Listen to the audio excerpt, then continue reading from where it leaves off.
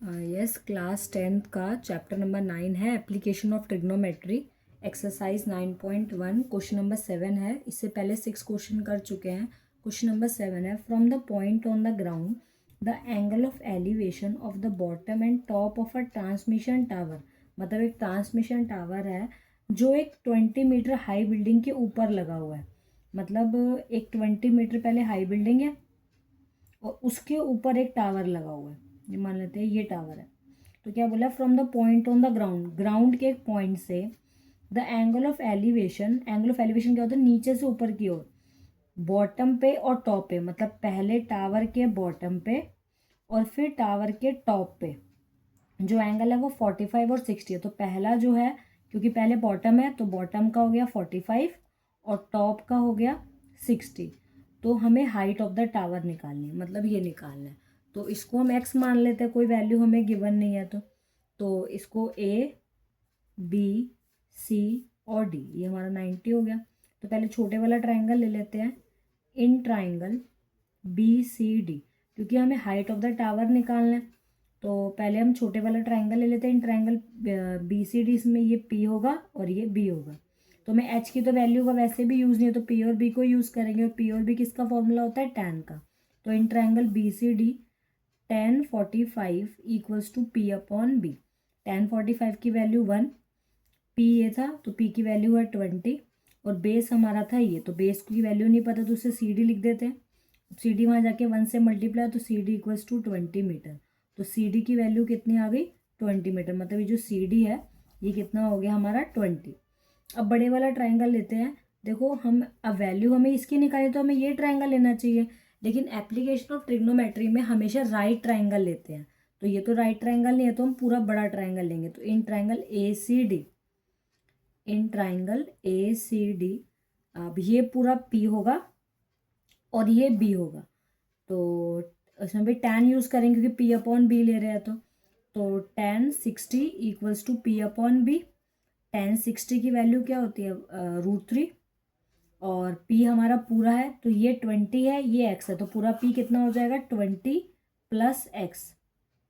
और नीचे बेस की वैल्यू हमारी आ गई थी, कितनी आई थी 20, तो ये 20 आ गई, नीचे कुछ नहीं है 1, क्रॉस मल्टीप्लाई कर लेते हैं। 20 को √3 से करेंगे तो 20 √3, और 20 प्लस एक्स को 1 से करेंगे तो 20 प्लस एक्स। अब यहाँ पे हमें x की वैल्यू निकालनी है, तो 20 प्लस है, इस तरफ आके क्या हो जाएगा माइनस। क्लियर, यहाँ पे 20 प्लस था तो इस तरफ आके माइनस हो गया। अब दोनों में क्या कॉमन आ रहा है 20, तो 20 को बाहर कॉमन निकाल लेते हैं, तो अंदर बच गया √3 - 1। यहाँ 20 बाहर कॉमन आ गया, यहाँ √3 बचा, यहाँ कुछ नहीं बचा तो बस साथ में कुछ नहीं है तो मीटर लगा देते हैं। तो हमारा हाइट ऑफ टावर आ गया 20 bracket √3 - 1 metre. Next question number 8।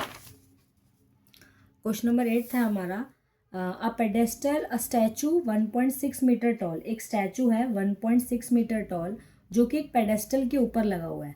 तो पहले एक पेडेस्टल बना लेते हैं और उसके ऊपर एक स्टैचू लगा हुआ है 1.6 मीटर। नीचे एक पेडेस्टल है और पेडेस्टल के ऊपर एक स्टैचू लगा है 1.6 metre tall. From the point on the ground, same वही पॉइंट है, ग्राउंड के एक पॉइंट से the angle of elevation the top of the statue, statue के टॉप पे, तो जो स्टैचू का टॉप है उस पे एंगल कितना है 60 degree. And from the same point, उसी पॉइंट से the angle of elevation the top of the pedestal, pedestal के टॉप पे, ये पेडेस्टल का टॉप है, ये स्टैचू का टॉप है, जो पेडेस्टल का टॉप है उससे एंगल कितना है 45।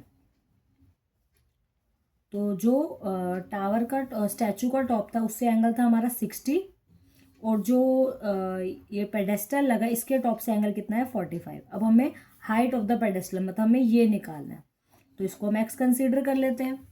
अब इसे देते हैं वही सेम ए बी सी और डी। पहले छोटे वाला ट्राइंगल लेते हैं, in triangle B C D.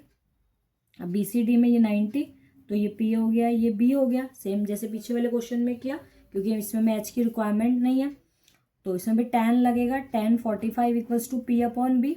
tan 45 की वैल्यू 1, ये पूरा p है, p को हमने x कंसीडर किया तो इसको x लिख लेते हैं, और बेस हमारा सेम वही सी डी। अब सी डी डिवाइड है, वहाँ जाके मल्टीप्लाई हो जाएगा, तो C D equals to x metre. अब बड़े वाला ट्राइंगल लेते हैं, तो बड़े वाले ट्राइंगल का नाम होगा ए सी बी, ए सी डी।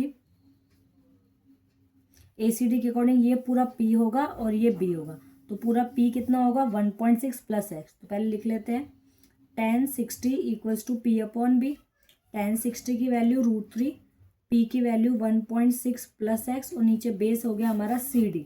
CD की वैल्यू कितनी आई है x, ये x है और ये मीटर है, ये यूनिट हो गई x। नीचे कुछ नहीं है 1, क्रॉस मल्टीप्लाई कर लेते हैं। √3 को x से करेंगे तो कितना आएगा √3x और 1 को इससे करेंगे तो 1.6 प्लस एक्स। अब हमें इधर किसकी वैल्यू निकालनी है x की, तो x को इस तरफ ले जाते हैं, तो √3x minus x equals to 1.6। Value में x की निकालनी थी इसलिए दोनों तरफ x की टर्म्स कर दी। अब दोनों में क्या कॉमन आ रहा है x को बाहर कॉमन ले लेते हैं, अंदर क्या बच गया √3 माइनस 1। दोनों में हमने x कॉमन निकाला तो x बाहर आ गया, यहाँ कुछ नहीं बचा √3, यहाँ बचा √3 और यहाँ कुछ नहीं बचा तो 1 इक्वल्स टू 1.6। अब ये मल्टीप्लाई इधर आके क्या हो जाएगा डिवाइड, तो x equals to 1.6 upon √3 minus 1। अब इसको क्या करेंगे रैशनलाइज कर देंगे क्योंकि रूट के नीचे नहीं छोड़ना होता, तो √3 प्लस 1 √3 प्लस 1, दोनों को √3 प्लस 1 से हम क्या कर देंगे रैशनलाइज। अभी इससे मल्टीप्लाई हो गया तो 1.6 ब्रैकेट √3 प्लस 1 और नीचे a माइनस बी है, प्लस बी की आइडेंटिटी लग जाएगी क्योंकि एक माइनस में है और एक प्लस में है, तो 1.6 ब्रैकेट √3 प्लस 1। अब a minus B a plus B, side में आइडेंटिटी लिख लेते हैं, a minus B a plus B क्या होती है a square minus b square, तो ये a हो गया और ये b, तो a हो गया हमारा √3 का स्क्वायर और b हो गया 1 का स्क्वायर। फिर दोबारा 1.6 ब्रैकेट √3 प्लस 1, √3 की स्क्वायर क्या होगी 3 और 1 की स्क्वायर 1, 3 में से 1 गया 2, तो 1.6 ब्रैकेट √3 प्लस 1 अपॉन में 2, 3 में से 1 गया, अभी कट हो रहा है 2 1 ज़ा 2, 0.8। तो हमारा आंसर आ गया 0.8 ब्रैकेट √3 प्लस 1 मीटर। तो ये हमारा हाइट ऑफ द पेडेस्टल आ गया।